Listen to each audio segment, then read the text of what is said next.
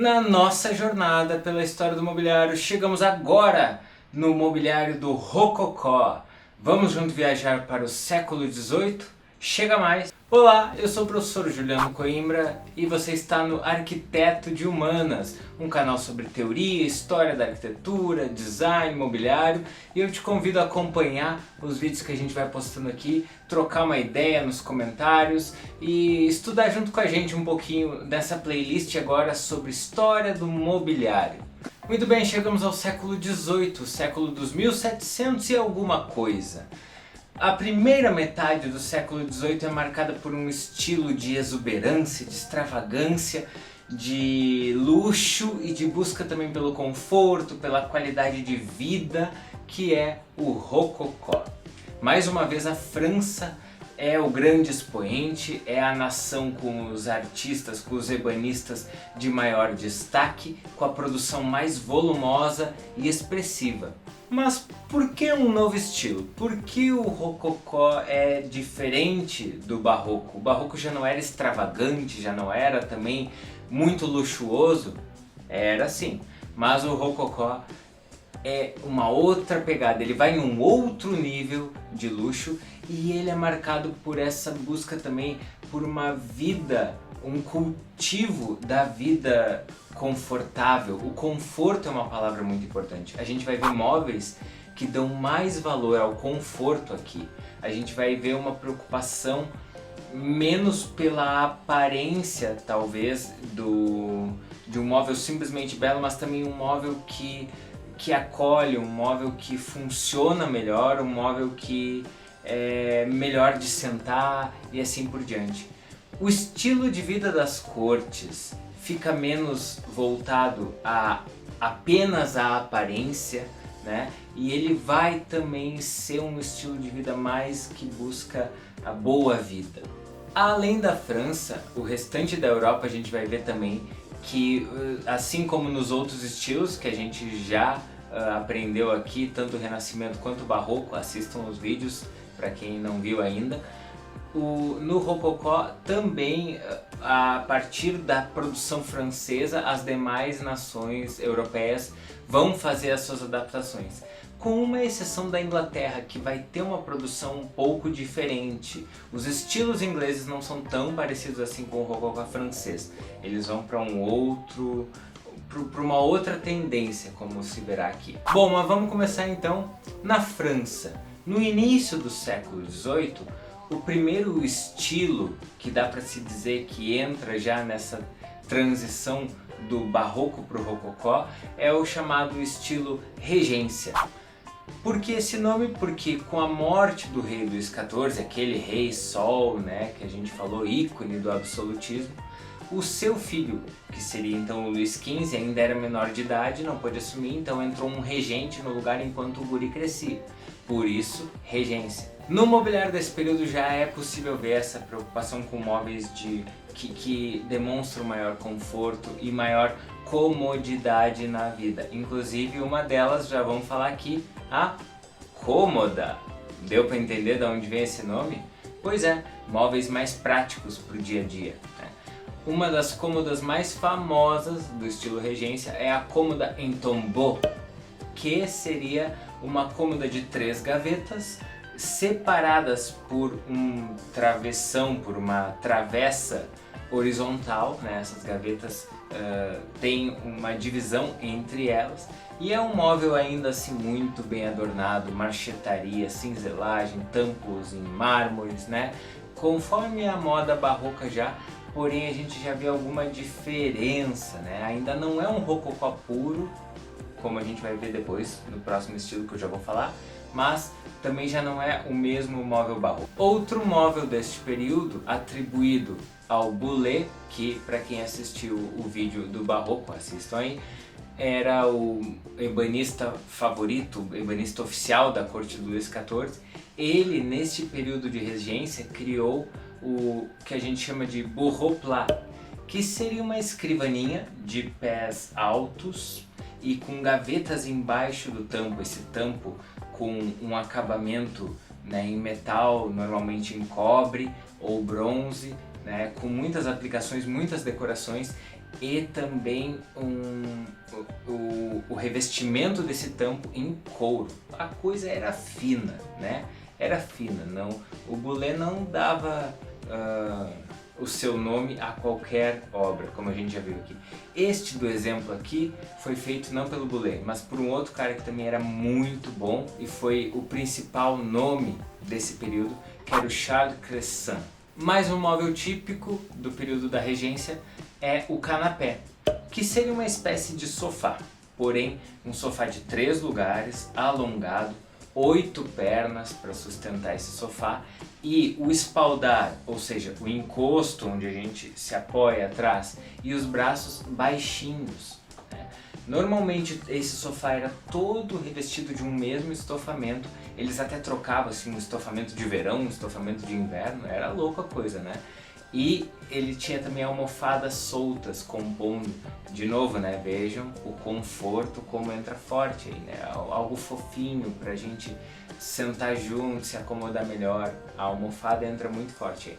Além da almofada quadrada, tinha uma outra almofada roliça, cilíndrica, né, que era chamada de boudin, que a gente poderia traduzir literalmente por morcilha, né, ou tipo linguiça, né, daí... Claro, pela forma sugestiva. Mas esse ainda não era o estilo rococó às ganha, vamos dizer assim. Esse estilo bem rococó francês vai ser o estilo Luís XV, que vem logo em seguida, quando de fato o guri fica grande e assume o trono. Ele vai ter um reinado super popular, ele vai ser conhecido como o bem amado, vai ser um reinado próspero, né? Vai dar tudo certo, tudo de boa, e isso vai se refletir também então nas possibilidades da sua corte de produzir, né, de ter uma expressiva produção de mobiliário nessa época. O que a gente vai ver no rococó francês? A gente vai ver cômodas com fachadas em movimento, ou seja, a madeira ia para frente, ia para trás, olhando de lado, ela faz essas curvas aqui, eles esculpiam a madeira, as gavetas, a lateral, né? E esse móvel parecia ondulado, parecia que se mexia, né? Muito expressivo. Olha uma grande diferença para o mobiliário do Barroco. O Barroco era extremamente simétrico, né? Embora ele fosse um móvel cheio das ornamentações, às vezes ele tinha um rigor formal escondido, né, na gramática desse móvel, bem claro. Já o rococó se permite a ser bem mais livre. Um exemplo nessa cômoda aqui que eu trago são os puxadores. Os puxadores, embora tenham a mesma quantidade em cada lado, então a distribuição dos puxadores é simétrica, o desenho do puxador é um motivo de folhagem assimétrico. Isso é muito diferente, isso até então não existia.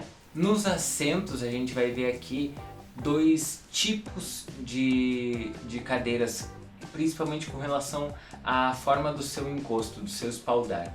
A gente vai ter as poltronas à la reine e as poltronas em cabriolé. Não estou falando aqui do cabriolé do pezinho dela, porque as duas que eu trago de exemplo aqui são com esse mesmo pé curvado, mas eu estou falando do espaldar. A la reine é quando ela é reta, ou seja, olhando de lado. O espaldar é plano.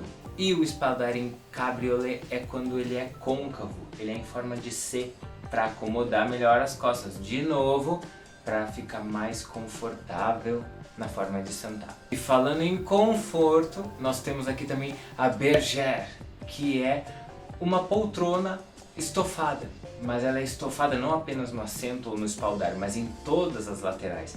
Ela é melhor, por exemplo, para o inverno, porque não passa vento pelas frestas ou ela não tem a lateral vazada, ela é toda fofinha, toda revestida, inclusive a almofada dela para sentar o assento é super espesso, super macio, então é mais um culto ao conforto, como a gente está falando desde o início do rococó. A bergère é uma tipologia muito icônica da história do mobiliário, a gente vai ver ela muito, até hoje ela ainda é muito usada, ela é muito popular. Esses são os ícones do estilo Luís XV, mas como eu falei, não foi só a França que fez mobiliário nessa época. Os alemães, por exemplo, também se destacavam muito, eles eram, de novo, muito habilidosos, muito precisos, muito detalhistas. Esse móvel aqui que eu trago, um armário, ele tinha a fachada em movimento, conforme aquelas cômodas do Luís XV, mas também tinha aplicações em ébano, esses detalhes bem escuros que a gente pode ver aqui, e uma marchetaria em contraste com esse ébano também fantástica e muito primorosa, muito rica nos detalhes. Para vocês terem uma ideia como os alemães eram bons, o principal nome do rococó alemão era o David Röttingen, e esse cara foi considerado pela rainha da França, Maria Antonieta, como o seu ebanista oficial, embora ele fosse alemão e morasse na Alemanha, né, mas ela deu o título para o cara igual, por cima dos franceses, e a imperatriz Catarina da Rússia também nomeou ele como o seu preferido. Então ele era disputado pelos estrangeiros, vamos dizer assim, né? Então realmente era uma produção de volume.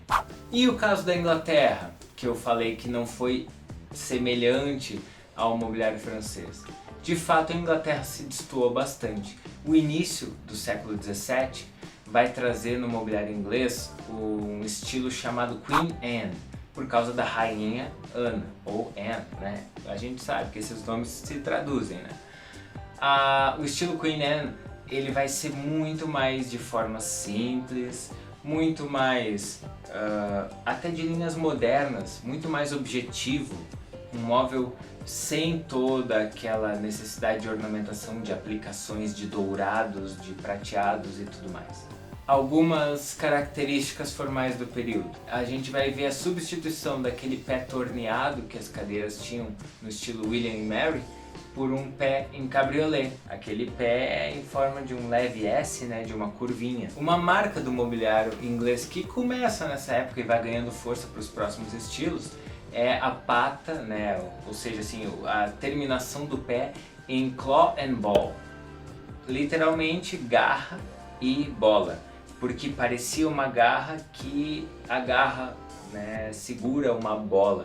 E isso não é uma coisa inventada pelos ingleses, isso é importado deles da China. Um motivo da China, quem lembra lá dos Dragon Ball, por exemplo, né? O dragão segurando a esfera, assim, é um motivo, um ornamento tipicamente oriental. E os ingleses importaram isso, seu mobiliário está cheio desses pés em claw and ball. Um móvel Queen Anne bem típico é essa cômoda de solteiro, né, que eles chamavam então de bachelor's chest. Ela é caracterizada por ter gavetas de diferentes tamanhos, embaixo maior e vai ficando menor, em cima é a largura. O pé já não é aquele pé cebola, aquele pé arredondado, mas ele é um pé reto, com um leve arco para dentro apenas. E ele vai ter também, nesse caso aqui, um tampo que tomba e vira uma mesinha, puxa dois apoios como se fossem mãos francesas retas e a cômoda se torna uma escrivaninha, embora não pareça ser muito confortável e prático usar esse tipo de escrivaninha. Seguindo após o estilo Queen Anne, a gente vai ter o estilo georgiano primitivo, ou em inglês Early Georgian. Já muda o rei, muda a dinastia também, é um outro período, então vem aquela coisa que a gente já conversou aqui, né? Mudanças políticas se transformam também em mudanças estéticas, e o estilo georgiano já vai ser um pouquinho mais puxado para o rococó e um pouquinho menos objetivo, menos simplificado. Mas não estamos falando ainda do rococó que acontecia na Europa continental, que acontecia na França, na Alemanha, na Itália, etc. Né? Ele também é bem mais simples. Aqui a gente vai ver, por exemplo, essa cadeira que tem o pé cabriolé, que tem o claw and ball na terminação das pernas. A gente vai ver também esse outro tipo de mobiliário aqui, que é um chest on stand, que seria uma espécie de gaveteiro sobre uma escrivaninha. Aqui é bem comum nesse móvel desse tipo aparecer esse arco que eles chamavam de knee hole, que seria então um buraco para o joelho, para o cara, né, ter como puxar aquela mesinha do móvel e colocar os joelhos ali, embora de novo não parece ser um móvel muito prático e muito confortável de trabalhar escrever e ficar ali por horas não parece algo muito prático. Bom, mas o mais interessante e mais marcante no momento do estilo georgiano primitivo não é tanto as formas dos móveis, mas é uma matéria-prima especial, o mogno. Nesse período acontece um embargo francês para a Inglaterra. Os franceses impedem que a Inglaterra importe nogueira deles. Logo, eles têm que recorrer a um outro material. E, bom, como você sabe, o Império Britânico, né, ele tinha várias colônias, eles andavam por vários lugares do mundo e eles vão encontrar lá no Caribe, né, nas Antilhas, uma árvore de coloração avermelhada, de madeira muito dura e uma árvore enorme capaz de fazer pranchas muito grandes e que permitiriam então móveis de uma grande dimensão com apenas uma madeira única, sem encaixes. Esta árvore, esta madeira é o mogno, especialmente o mogno das Antilhas, então, que era originário do Caribe. Essa madeira avermelhada vai virar a grande madeira do mobiliário inglês daqui pra frente. E isso começa nesse estilo georgiano primitivo. Fechando nossa aula de hoje, então, a gente viu que no século XVIII, a primeira metade do século, ficou marcado por esse estilo de formas exuberantes, delicadas e por essa busca pelo conforto, pelo mobiliário que se dá muito mais a uma qualidade de vida, a conforto, a praticidade até, por que não dizer. E esse estilo ficou conhecido como Rococó, tendo a França como principal expoente, mas também se espalhando para outros lugares da Europa. A Inglaterra teve as suas peculiaridades, não foi tão afetada pelo estilo da nação vizinha, que também por sinal sempre foi uma nação meio rival, então franceses e ingleses nunca foram muito afim de imitar uns aos outros, né? Mais pra frente a gente vai ver que o Rococó foi saindo de moda conforme o século XVIII foi se estendendo. E ali por meados de século, 1750 mais ou menos, alguns acontecimentos foram vitais para substituir a moda do Rococó por um novo estilo, por uma nova estética. E aí vem o assunto do nosso próximo vídeo. Para acompanhar as próximas aulas, não esquece de se inscrever aqui no canal e ativar o sininho para que o YouTube te avise quando sair o próximo vídeo deste próximo estilo que eu falei. E a gente vai ficando por aqui, muito obrigado por acompanhar, não deixe de dar uma curtida no vídeo se gostou desse conteúdo, se aprendeu alguma coisa, se foi relevante, e a gente se vê no próximo vídeo. Valeu, um abraço!